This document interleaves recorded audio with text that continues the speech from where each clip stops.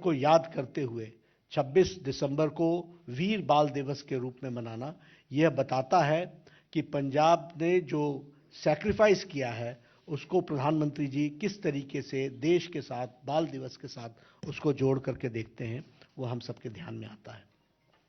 जो काम मोदी जी ने सिख भाइयों के लिए किया है, it is a matter of pride for all of us कि वो काम जो बड़े लंबे समय से लंबित थे, उन कामों को पूरा करने का काम मोदी जी ने किया है। And again I will narrate, अगर FCRA का प्रतिबंध हरमंदिर साहब से हटा है और आज FCRA के बाहर हम के प्रतिबंध न लगने के कारण जो फॉरेन कंट्रीब्यूशन हरमंदिर साहब को मिल सकता है, इसका भी फैसला प्रधानमंत्री मोदी जी ने लिया। उसी तरीके से लंगर पर GST टैक्स हटाना, यह एक बहुत बड़ा फैसला है और इस GST टैक्स के IGST टैक्स, GST टैक्स, इसको हटाने का काम भी किया है।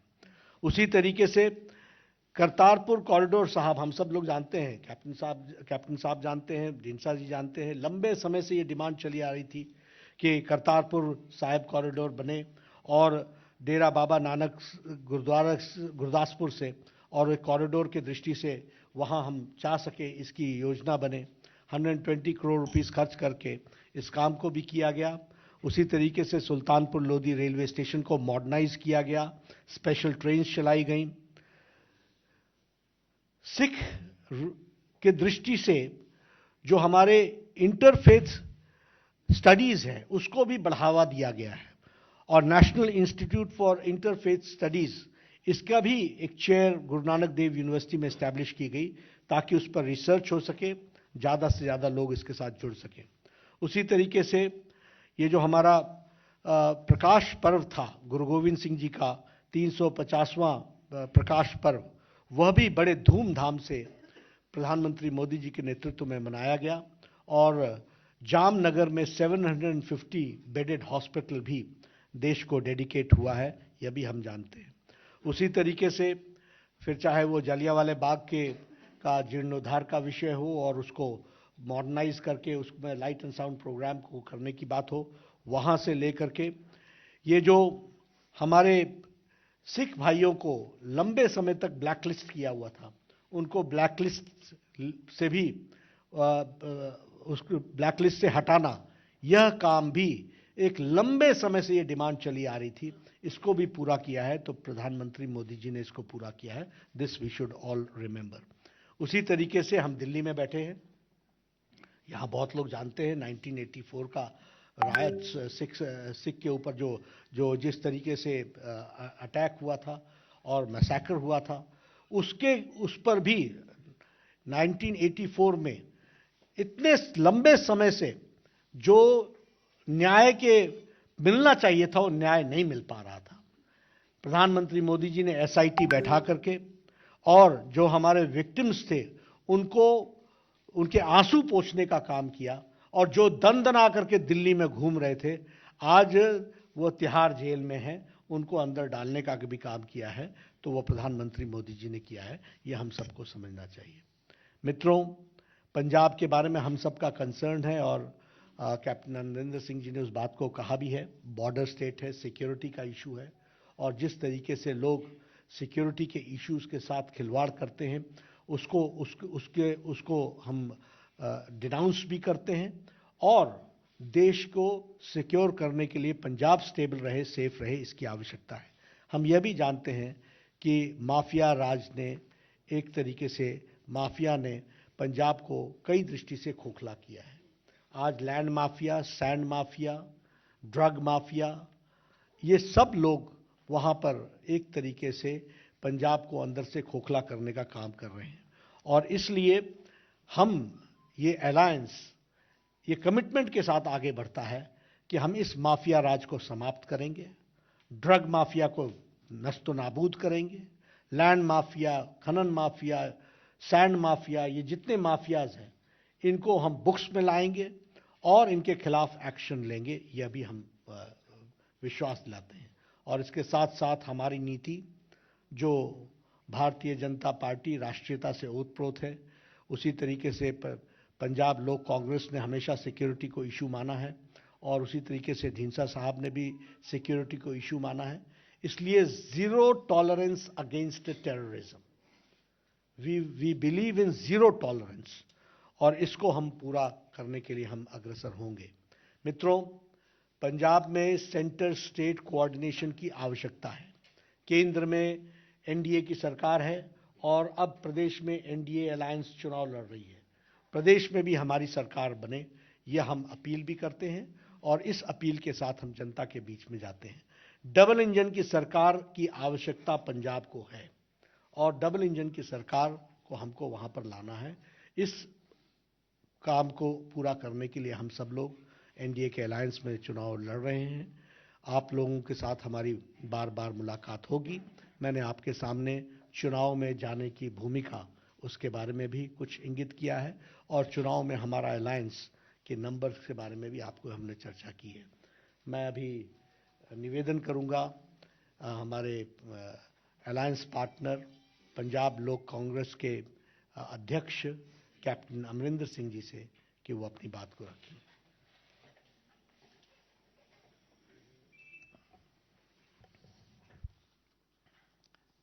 नड्डा साहब,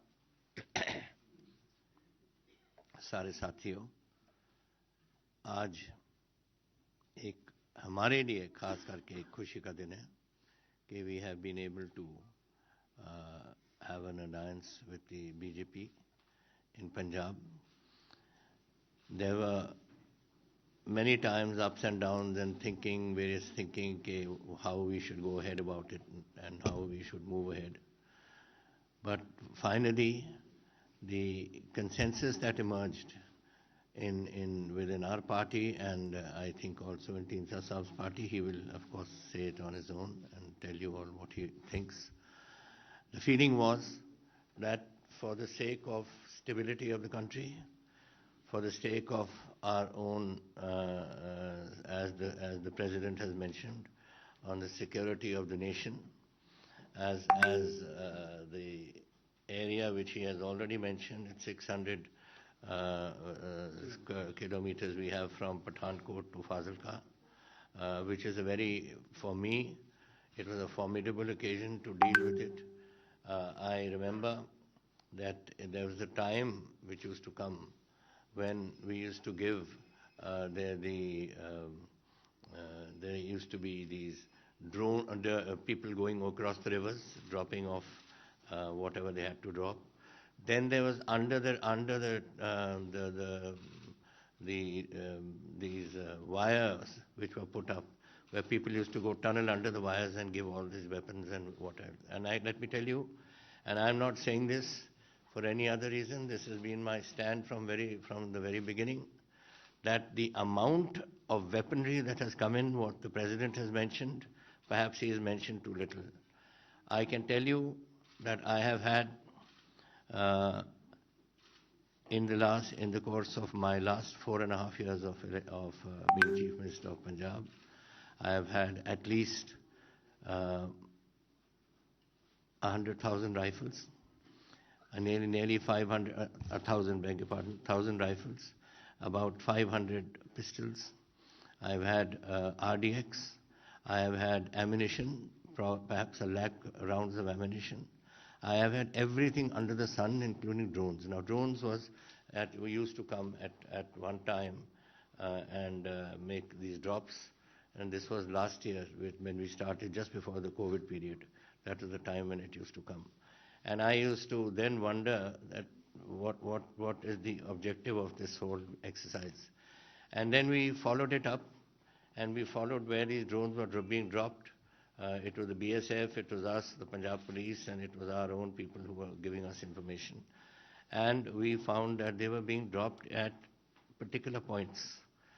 Now, what is an object of a drone? An object of a drone is to deliver ammunition, deliver weaponry, deliver whatever is necessary for a purpose. And what is that purpose? The purpose is to carry out some sort of nefarious activity. And that is what happened to us there. And it was not only that. First, they used to jump across the river. Then they used to go to about 6 to 7 kilometers away. And then finally, when Government of India took a decision, which was the correct decision, that they should be 50 kilometers from the border, should be kept there. It was considered absolutely essential. And the reason, I'll tell you why. Because on the 20th of July, that is just about 2 months before I was given the sack, and that 20th of July, the delivery of those weapons went up to 31 kilometers. Now 31 kilometers, and then you have a scenario developing where the technology is improving. You've got drones coming in, which can take a higher payload. It can take a higher distance it can cover, and it was quite apparent to us that this was only a beginning, and we were eventually going to go up to 50 kilometers, 60 kilometers, 70 kilometers, and whatever it else may do. And when that happens, what is the purpose? After all, when a person delivers something, it is for a purpose. It is for weaponizing some place, for using it for some purpose, and for seeing that it is used in some nefarious activity which Pakistan wanted to do. And this is what was concerning us. And I told the people when they came into the Vidhan Sabha and they made a big row about it, कि 50 kilometre कर दिया वगैरह, मैंने कहा भाई सुनो तो सही कि क्या हो रहा है, अपने बैंक देखो तो सही क्या हो रहा है on our borders. I joined the army in 1963, and in 1964 I was in the Western Command, and from Western Command was in Simla in those days. From Western Command till the time that the war came in 65 and then 71 came and all, there was not one day where there was no firing taking place and no soldiers of ours getting killed. Which is why I said so to Mr. Sidhu. What are you going around hugging around these people who are killing our people every day? Every day. There's not a day that passes that our boys are not shot. And since the day I took over in 1917 and till the day I left it on the 18th of this month of September, I had 83 of my soldiers of Punjab being killed. I'm not talking about Himachal Pradesh, about Garhwal, about Rajput regiment or some other regiments which exist. Actually, this was taking place. And this is where people don't understand the urgency of this business. We need it. We need, as the President has said, we need an economic development. We need people to come in and to invest in Punjab so that Punjab's economy can be boosted. And we are in a position, and we have today, I have also made up our manifesto, which is there, which we have passed on to the BJP leadership. And I'm sure Dhinsah Sahab is also doing it. And then hopefully we'll all put together and come to a common minimum program which we can utilize for Punjab. That is basically what I had in mind to say. But if there's anything you wish to ask, you're free to do so. कुछ पूछना आपको? अच्छा, sorry. Thank you, sir. Dhinsah साहब अब हमको माननीय Shri Jagat Prakash Nadda ji, national अध्यक्ष BJP, हमारे सहयोगी और पंजाब के साबका मुख्यमंत्री कैप्टन अमरिंदर सिंह जी और पंजाब के प्रभारी बीजेपी की तरफ से शेखावत साहब, हमारे प्रेसिडेंट पंजाब के बीजेपी के प्रेसिडेंट श्री अश्विनी जी और देश के दो और मंत्री सत्कारयोग पुरी साहब और सोम प्रकाश जी जो पंजाब से संबंध रखते हैं, और मेरे प्रेस वाले बहनों और भाइयों, नड्डा साहब ने बहुत डिटेल पे आपको बहुत कही है, मैं दोहराना नहीं चाहूँगा। उसके बाद कैप्टन साहब ने अपने तजर्बे की बात, कैसे देश को खतरा है, उनकी बात कही है। लेकिन जो मैं कहना चाहता हूं कि हमारा गठजोड़ क्यों हुआ है, किसके लिए हुआ है, वो इसलिए कि पंजाब की सिचुएशन बहुत ख़राब है। कुछ ये हुआ कि पंजाब इंडस्ट्री नहीं है, इंडस्ट्री जा रही है। एग्रीकल्चर में भी बहुत कर्ज हो गया, लोन बहुत 3 लाख से भी ज़्यादा लोन है, और कोई ऐसा साधन भी नहीं है जिससे ये कह सकें कि पंजाब दोबारा अपने पैरों पर लाने के लिए हमने इकट्ठे होकर बात की है। मैं आभारी हूँ नड्डा साहब का और बीजेपी की लीडरशिप का कि उन्होंने शेखावत साहब को पंजाब का प्रभारी बनाया, जो बहुत ही डूंगाई पर सोच रहे हैं और डूंगाई पर जाते हैं और जाने के बाद कोशिश करते हैं कि कैसे ये हल हो सके। दूसरा ये है कि कोई भी इलेक्शन आती है तो कभी हिंदू सिख का मसला, कभी हिंदू मुसलमान का मसला, कभी हटाना वो शुरू कर देते हैं। जो हमारे भाईचारे की एकता है जिसको हम कहते हैं, उसको ठीक रखने के लिए हमने फैसला किया कि हम इकट्ठे तीनों पार्टियों मिलकर करेंगे और पंजाब का माहौल ठीक रखेंगे, इलेक्शन ठीक होनी चाहिए।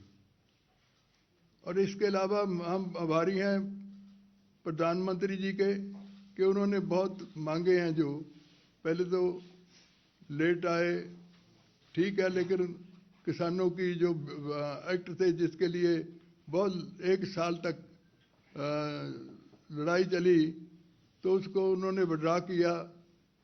और ख़ास करके मैं ये भी कहूँगा कि सिखों के लिए भी उन्होंने, जैसे नड्डा साहब ने कहा कि वीर बाल दिवस, जो गुरु गोविंद सिंह जी महाराज के 2 साहिबजादे, छोटे साहिबजादे हैं, जितनी बड़ी उनकी कुर्बानी है, शायद इतनी छोटी उम्र में किसी की ना हो।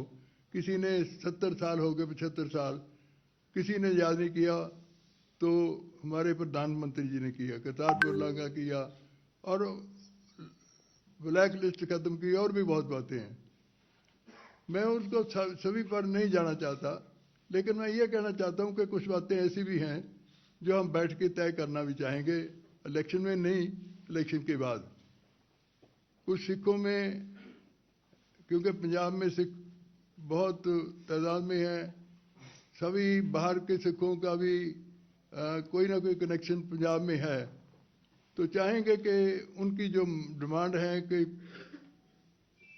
हमने मेरी पार्टी ने होम मिनिस्टर साहब को भी मेमोरेंडम दिए 2, जिसमें ये था कि जो सिख कैदी अपनी सज़ा पूरी किए हुए हैं उनको आप छोड़ दें। बड़ी देर हो गई, 20-20 साल, 30-30 साल से बैठे हैं वो जेलों में। और कुछ और भी हैं मसले जो आज मैं यहाँ पर बहुत दोहराना नहीं चाहता, जो सिखों के हैं, जो काफ़ी कुछ हल भी किए हैं, कुछ रहते भी हैं। इसके अलावा पंजाब की सिचुएशन है, एग्रीकल्चर की बुरी हालत है, बहुत लोन हो गया, किसानों पर भी बहुत लोन है, उसके लिए भी हमने लिख कर दिया है। और इसके अलावा इंडस्ट्री चली गई। मैं नड्डा साहब बैठे हैं, हमारी कैबिनेट के 3 और मंत्री बैठे हैं, मैं इनको एक रिक्वेस्ट करूंगा कि पंजाब को बचाने के लिए, पंजाब की इंडस्ट्री को बचाने के लिए, क्योंकि इंडस्ट्री तो चली गई सारी, उनको बचाने के लिए कोई ना कोई ऐसा हल की, क्योंकि कोई भी साधन हमारे पास नहीं रहा। जो रहा है उस पर जैसे कहा है कि ऐसे चाहे रेत माफिया हो, माफिया चले हुए हैं, चाहे ट्रांसपोर्ट माफिया हो, चाहे कोई माफिया हो, वो माफिया चल रहे हैं। उनको रोकने के लिए हम तीनों पार्टी कोशिश करेंगे कि मिलके उस पर काबू पाया जाए। इसलिए पंजाब को बचाना, सरहदी स्टेट है और बैरियर के, जिसके लिए नड्डा साहब ने बड़ी डिटेल बताई है कि इन्होंने पंजाब ने क्या क्या किया है, चाहे देश की आज़ादी हो, चाहे देश के बाद जंगें लड़ी हों, और चाहे फूड सिक्योरिटी की बात हो, तो पंजाब ने लीडिंग रोल अदा किया है। तो मैं चाहूँगा कि हम तीनों बैठ के मिल के उसको सुलझाने के बाद, अगर सरकार बन जाती है, हमारी कोशिश करेंगे तो हम उसको सुलझाने के लिए कोशिश करेंगे। इसलिए हमने इकट्ठे होकर फैसला किया है कि पंजाब को बचाना बहुत ज़रूरी है। पंजाब को उस रास्ते पे दोबारा लाना उस वे बहुत ज़रूरी है। इसलिए हमने सभी ने मिलकर बात किया है। तो मैं समझता हूं कि हम दोनों तीनों मिलके इसको दोबारा उसी लाइन पर ले आएंगे। बहुत बहुत मेहरबानी। और क्योंकि बहुत लंबे से बड़ी डिटेल बता दिया, मैं बातें करता रहूं तो अच्छा नहीं है। बहुत बहुत मेहरबानी। धन्यवाद। मैं धन्यवाद करना चाहता हूं तीनों ही पार्टियों के नेतागणों का, मंच पर उपस्थित सभी नेतागणों का, और आप सब मीडिया के मित्रों का भी, कि आप सब ने आज अपनी इस प्रेस वार्ता में अपनी उपस्थिति दर्ज की। बहुत बहुत धन्यवाद।